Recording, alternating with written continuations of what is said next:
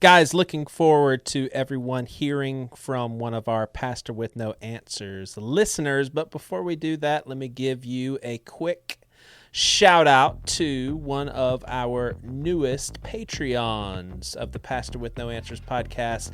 But before we do that, let me give you some snapshot of what it's like, some of the boring ass dialogue that's on Patreon. I give some updates of my life, and here's one of them. It says to my Patreons, a bit stressed, and I don't like to be identified as that. You know how everyone's answer to how are you is busy, busy, busy. Well, I believe them, but I personally think that's the case for everyone, and I don't want to wear that as a badge of honor. So if you start to hear me say this a lot, kick my ass. Hope you guys are doing well. I've been listening a lot to the newest Front Bottoms EP. Super cool. School is about out, and May is probably the craziest month because of it. All the award ceremonies, because Svensson kids rule, parties, graduations, teacher appreciations, geezery. Planning on trying to record some episodes with Priscilla soon. Peace and love, Joey. And then Michael E. Burton, a Pastor with No Answers patron, says, my response to that question has morphed over time. Good, great, just dandy, fine, all right, and most recently, I don't know. But despite my sincere honesty, I'm finding that people still don't care about my response. When they hear I don't know, they kind of just look at me for half a second and then move on. I guess that's today's culture. So thank you for the discussion, and I want to welcome Christopher Jondal to this discussion. He has, and Nicholas Hudak, you joined a little while ago, Joe Mendonca. Thank y'all for supporting this podcast. It really does help out a lot. For example, I'm getting a $99 bill from Dropbox next month, and you guys are going to help pay for all those files that need to be stored there. Appreciate y'all's help very much, and let us get on with the show. Pastor with No Answers Variety Podcast is all about our listeners, whom we hear from regularly. Every now and then, your comments are too good to keep to ourselves. Hope you enjoy hearing from what we consider a vital voice of this podcast, you listeners out there. All right, well, this is a segment of our podcast that I thoroughly enjoy because it's hearing from our listeners, and get a lot of emails from folks, and typically all the emails are pretty good.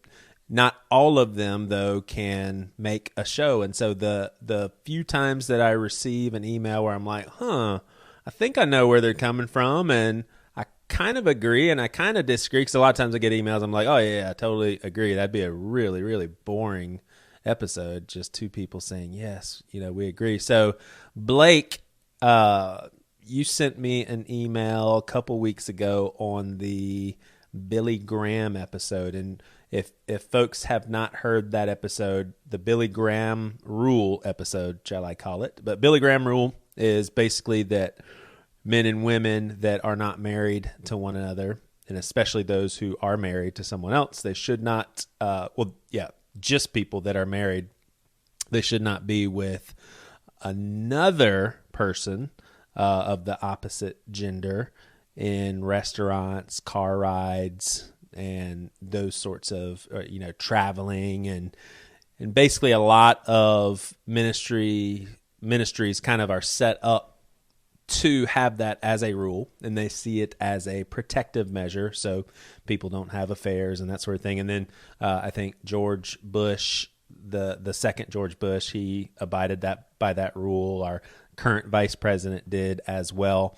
And I've always seen it, honestly, as like, oh yeah, that makes sense. Don't want people to have affairs. And, it wasn't until pretty recent where I heard some other perspectives, mainly having to do with just how that holds females back from, growing in their career in the ministry world, and also how it can, exasperate the stuff that females are already trying to work out of, that our culture has spoon-fed them since they were a child, and that is, their bodies are something that needs to always be covered and can always cause people to stumble and all that stuff. This rule just reinforces that. So, Blake, good to have you on here. I appreciate you writing, and hopefully you smoked a big blunt before this so that you're totally chill. No, but I really do. I know it's kind of a difficult position to put yourself in coming on a show after just sending an email, but you could have said no. You could have said I could no. have, but I enjoy these conversations, so this will be good. Sweet. So I think, I'll tell you what, your email is a little too long to read just word for word. So why don't you put kind of a give me a snapshot picture, or give our listeners a snapshot of why you wrote and what were some of the things in the episode that didn't sit well with you. Yeah. So I guess the easiest way to put this is that, like, growing up, I've always been better friends with women than men. Like, it's just a natural thing for me. Couldn't ever really explain it. Just kind of how it is. Like, all of my closest friends, like top 5 people who know me better than anyone in this world, are all women. Yeah. Married and not married. Yeah. Like, and you're a heterosexual really male? Yes. Okay. Yeah. And it's never been a problem for any of us. So. And are you married? Like, no, I am not married. Okay. But there was something interesting that I've been kind of learning from one of those friends, is that, like, she kind of throws all those stereotypes of men being more visual than women, kind of out of the window for me. Because I mean, everyone's visual when it comes to sexual attraction, but I also wrote in the email that, like, that doesn't drive me nearly as much as, like, an emotional connection. Yeah. Would, like, and she's kind of the opposite. Hey, real quick, all of our female listeners, how's this for stereotyping? Every single one of them went, "Oh, he's so sweet." Oh my God. I'm just kidding. I don't think they all did that. Just 99.9%. All right, go ahead. But yeah, so, like, she kind of challenged a lot of that for me, because it kind of reinforced, like, my perspective of like, why I never fit that stereotype. And the thing is, like, what Ellen was saying. Let's pause right there. So you don't fit that because you're not tempted to go on boobs.com. You aren't ever undressing someone while you're talking to them. Like, a lot of the stuff that you hear guys talk about in struggling, those things you don't struggle with. Is that basically that's not what I'm saying. Okay. I'm saying that I don't think the binary is as strong as is reinforced. But I'm saying you personally, you said that you are different, and I forget the wording that you used, but that is how you're different, and just how you are not visually stimulated like most other guys. I am visually stimulated, but, like, in order for me to have a sexual relationship with somebody, I would have to have an emotional connection. Like, I would have to have a deep level of trust. Gotcha. Because a lot of the people I grew up with, like, the guys, like, they never really understood that side of me. Right. So, and I felt different that way, but I don't think I am as different as that kind of mentality reinforces in our society. Yeah. Like, I would go to say that there are many more men out there that do feel that way, or aren't as vocal about it, or maybe feel pressured to feel differently. Kind of in the same way that I think a lot of women are pressured to kind of repress any of those, being visually stimulated and stuff like that. Right. Just by the way of, like, such things like the Billy Graham rule and such. Yeah. And I think why this email was interesting to me is I do remember being in student ministry, and I think I've told this story before, so I'll make it brief. But there was a guy that was on staff with me, helping out with student ministry, and he heard me tell a group of guys something along the lines of, guys, and my intentions were good. They were kind of just to settle their nerves and, take away any guilt or shame. I was just like, all guys are going to struggle with this sort of stuff, talking about lust and those sorts of things. And he very, in an extremely patient, understanding manner, took me to the side later and just said, hey, man, not every guy is like that. And I'm not talking just gay men. I'm talking there's some dudes that like girls, but you're making them feel weird when you say every guy is like that. And it was a huge learning experience for me, and I totally agree. But I guess one thing I don't understand, and obviously you can go back to what you were saying because there's a lot to talk about this, but I guess the thing that I don't understand though is if there is a somewhat of a stereotypical male in that most of them to some degree are wired up like that, in which they don't need an emotional connection for sexual connection to be satisfying, and that can be a lure and a temptation. If most of them are like that, then I see there still being a time and place to talk in generalities, because it's almost like percentage wise you're hitting a lot of men. And if we have to be super careful, like I think what I should do though, and by the way, I think you have probably listened to me enough to know that I'm not on the defense or am upset with you. Right. This is totally discussion. So I think that what I could get better at is in these discussions maybe making mention. Now, not everybody's like this, but isn't there a time and place to speak in generalities when the percentages are so high in this regard? I think there would be, but I actually did some research after I sent you that email. And from what I could find, there's actually some really interesting studies that have been done regarding this topic specifically, because it's such an ingrained thing in our society that some people looked into it. Yeah. All right, tell me your Wikipedia findings. Go ahead. No, they're not Wikipedia, but I could actually send you some of the links because I didn't go to I can't read what really in-depth studies, but I read a lot of synopsis, and it's actually not quite as large of a percentage as you would expect. Interesting. There was even one study where they were testing men and women with photos. Yeah. And they were tracking eye movements. And what they found that was surprising and goes against it is that women actually moved away from the face and started looking at the rest of the body sooner than most men. Interesting. Right. And so I forget, you did work with the Triple X Church, right? Work with them like on staff, or no, we were closely linked just because we had Craig on here a good bit, and he was our first sponsor for the first year of Bad Christian. Okay.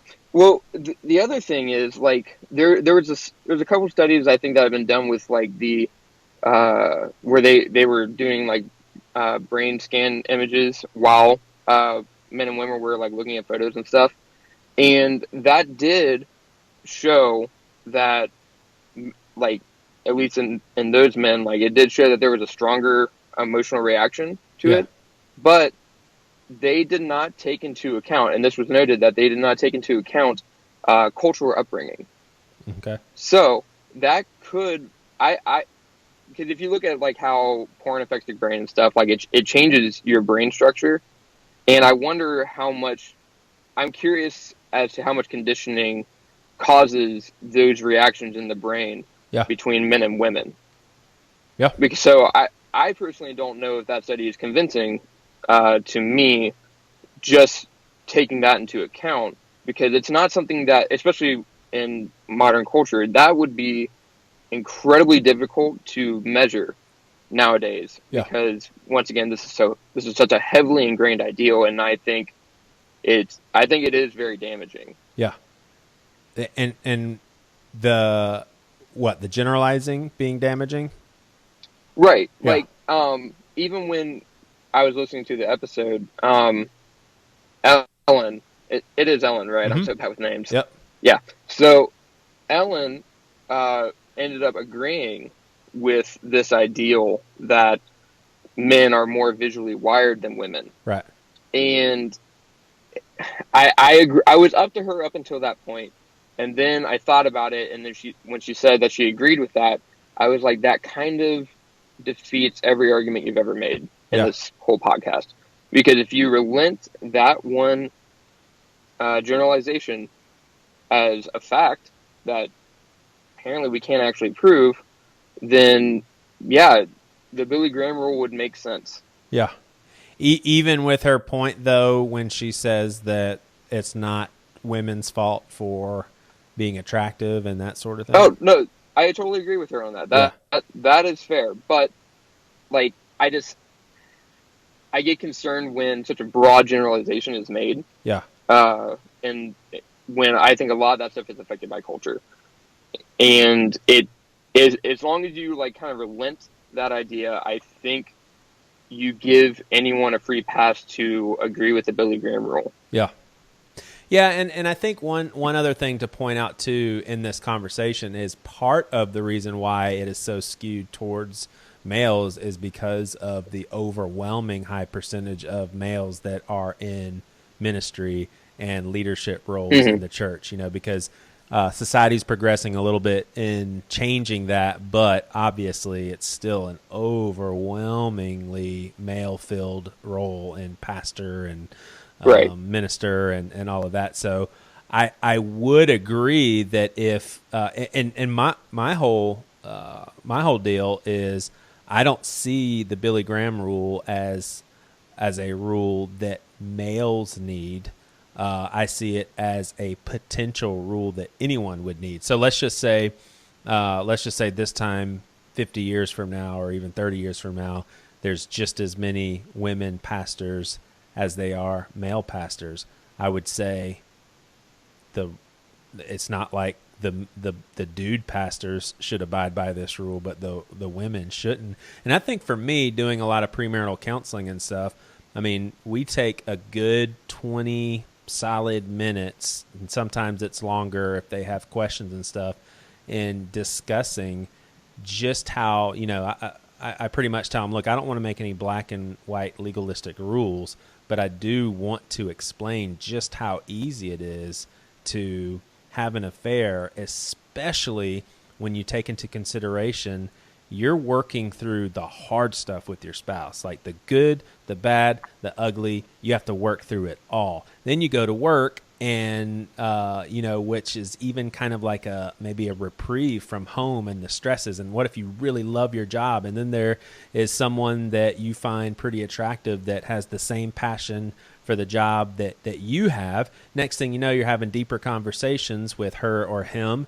And it's like, you're only getting their good stuff. And so then you're connecting on a deeper level. And so, I walk them through all of that, and I just tell them, I do think there are some black and white stuff. Like I honestly, and this is probably where you would maybe disagree because of your close female friends, but I encourage people from shying away from having a confidant of the opposite sex where you share deeper, more intimate issues in your marriage, just because I think you could be building some bridges that maybe you shouldn't be. And then I am a huge believer, and this is more of a funny thing than anything, but I really do believe that I'm not so sure that any relationship can continue platonically and be super close without one person having feelings. And my theory is that if you show me a couple that's like best friends and they're the opposite sex and both of them say, yeah, it's purely platonic, I would say one of them's lying. Well, I've got friends of 13 years, right? That would disagree. One of you's lying. Well, see that I'm probably wrong, by the way, but I've just seen it. Right. I've lived it. I mean, I have lived it to where I've gotten super close to someone and feelings developed in one of us, So then I would question how much of that stems from this idea that you can't be close to somebody of the opposite sex. Like, that's ingrained, like, that you, like, if you're that close to somebody, then there's, like, some kind of, like, romantic connection. Yeah. Because I don't believe that's true. Yeah. I, like, because, and this is why this conversation specifically frustrates me. Yeah. Is because this is what I get accused of all the time. Yeah. Like, I was accused of having an affair with a married woman. A girl broke up with me because too many of my friends were women. And it makes dating difficult because I refuse to relent. Right. Because I'm not going to break off close friendships of 13 plus years of people that know me and love me and would support me through anything. Yeah. And I would do the same for them. I'm not going to sacrifice that for anything. Gosh, to be honest. I mean, that's a predicament for sure. And I agree with your position of screw it, I'm going to do what I want to. But it seems like, do you think that it, like, if you were to get married, does the dynamics of your 13 plus years friendships, do the dynamics have to change at all? And one of the biggest reasons why I asked that is, let's say you meet a woman, you fall in love with her, a year and a half later you get married, you probably know your friends more than you know your own wife. So don't you think that your wife is probably going to just naturally, and I'm not justifiably, I say that loosely, but she's a human being. Don't you think she will feel a little intimidated and threatened by the fact that you've known these other women for 13 years? And for her, she's like, well, I want to be your number one. You're like, well, babe, you are my number one. She's like, yeah, but you're talking to Jennifer, every single day. That makes me uncomfortable. Yeah, see, that I do get that. I really do.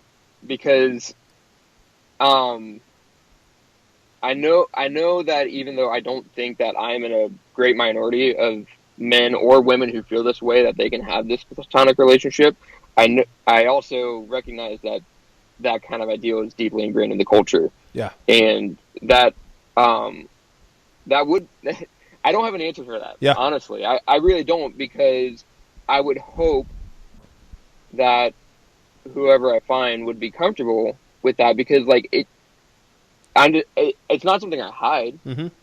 It's not like I can't hide that. I can't hide the fact that my 5 closest friends in the world are women, and that they know years and years and years worth of the good and the bad about me. Right.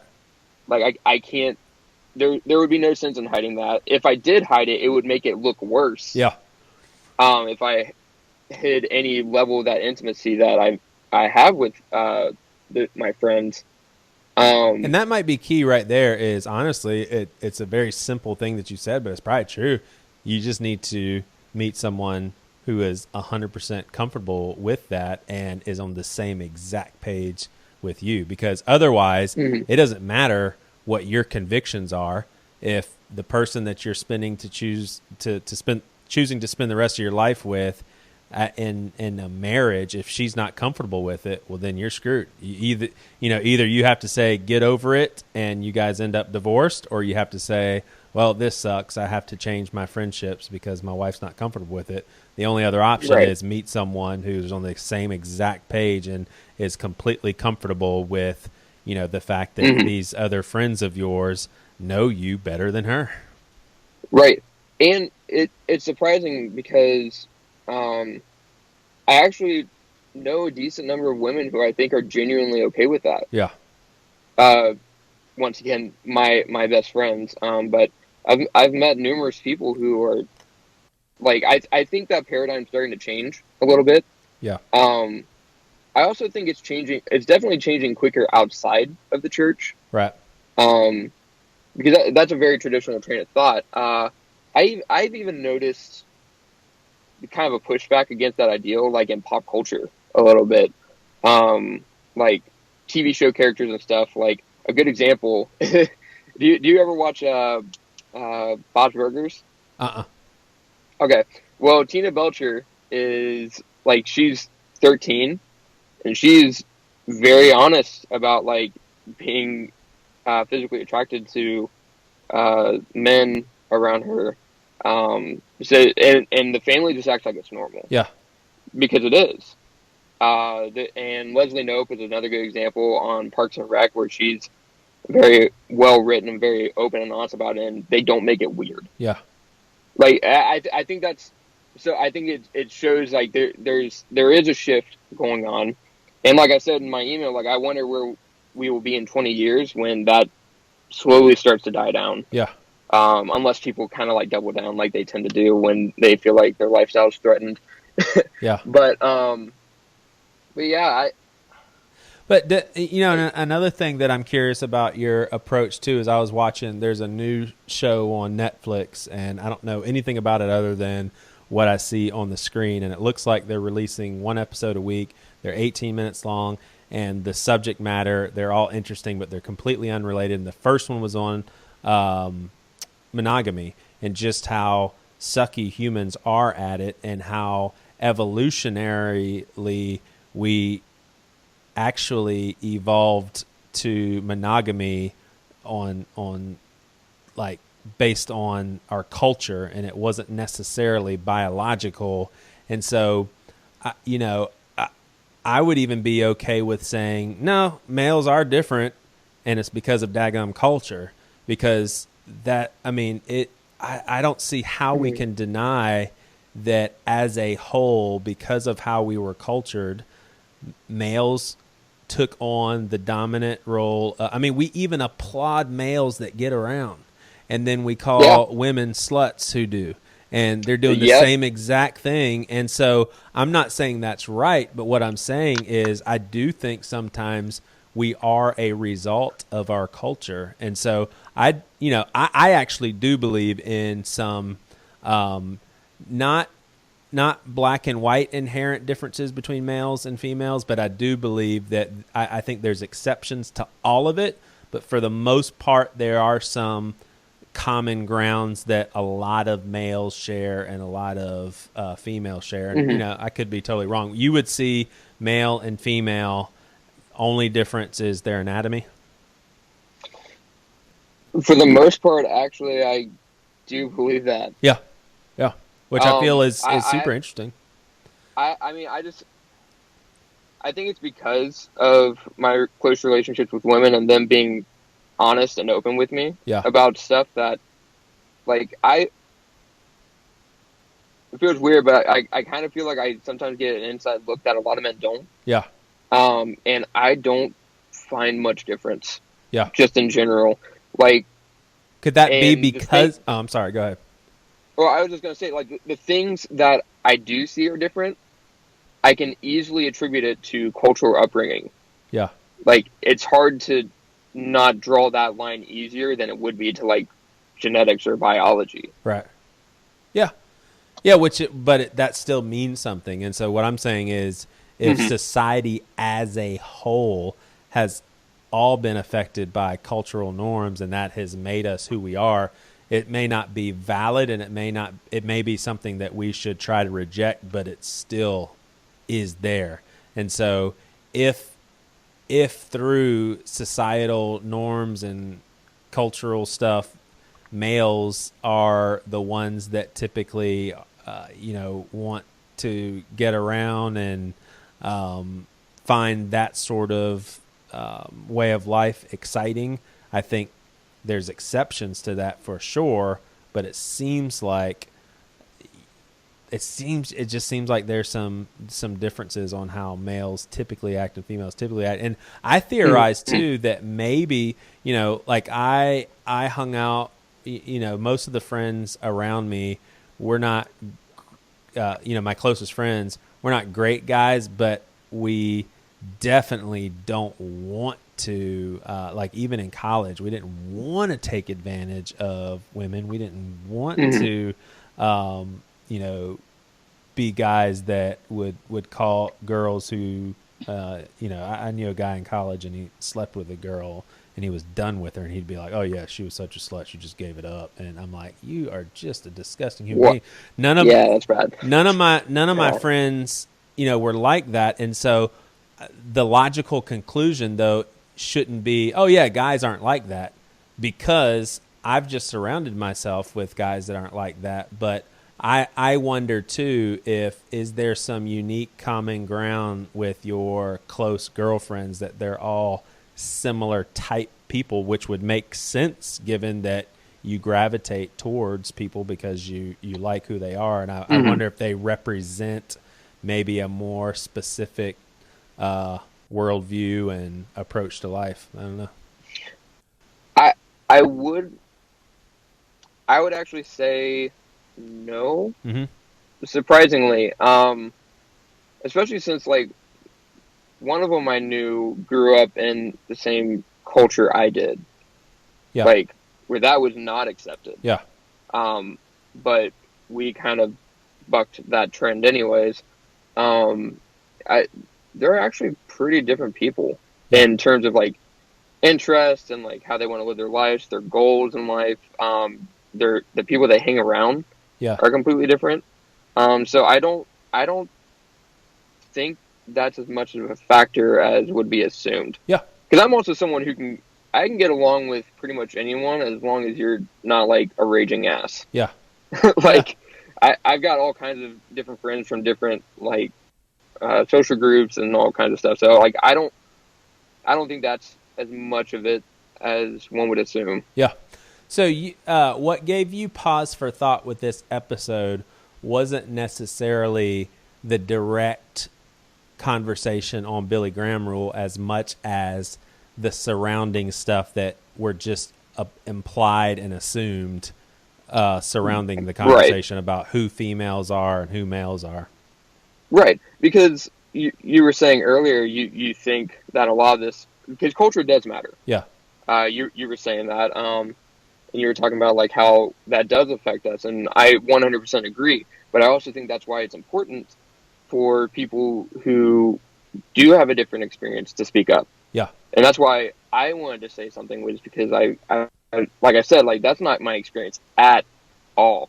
Yeah. Like I've had something radically different from what I was taught, and like it's caused problems for me, but from the people who make these assumptions. Yeah. That's the only trouble I've ever had. Yeah. Is from people who did not look at my friendships for what they were. Right. And did not respect it because they just made assumptions about my behavior. Yeah. Or they thought I was gay. Like they couldn't figure out what I was. Right. I was either a main whore or I was gay. Yeah. It was one or two extremes. Yeah. Yeah, totally. All right. Well, I tell you what, I am going to read part of your email. Dear Joey, I listened to your latest episode and you sick son of a bitch. I cannot believe that. No, I'm just kidding. It was a super nice email. Blake, this has been very awesome. Before I let you go, was there anything else you were hoping that we would bring up, or anything that you were hoping to share that we didn't get to? I think that covered most of it, cool. So I'm good. Well, I appreciate you being a listener. I appreciate you reaching out, and that's the whole purpose of this podcast, is for people to learn from one another and stretch one another and all that stuff. So thank you very much, man. Don't forget, go to pastorwithnoanswers.com to check out ways in which you could contribute through Patreon, as well as connecting with us on our social media outlets. Thank you guys for listening.